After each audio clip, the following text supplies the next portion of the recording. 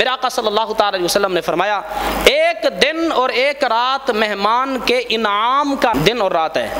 پہلا دن اور پہلی رات اس کے لیے انعام کی رات ہے، یعنی مہمان جب آئے تو بندہ اپنی وسعت کے مطابق جتنا ہو سکے اس کو اکرام اور عزت اور کھانا پیش کرے، بہتر سے بہتر اس کی مہمان نوازی کرے.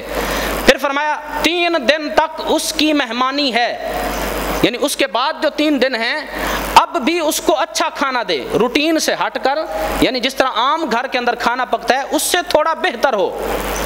پہلے دن اور پہلے رات تو خوب اس کی تکریم کرنی ہے، خوب اس کو کھلانا پلانا ہے. اس کے بعد 3 دن اور 3 راتیں میرے آقا نے فرمایا کہ پھر اس کی مہمانی ہے، یعنی پھر بھی اس کے ساتھ اچھا حسن سلوک کے ساتھ پیش آئے. تو میرے آقا صلی اللہ علیہ وسلم نے فرمایا اس کے بعد پھر صدقہ ہے.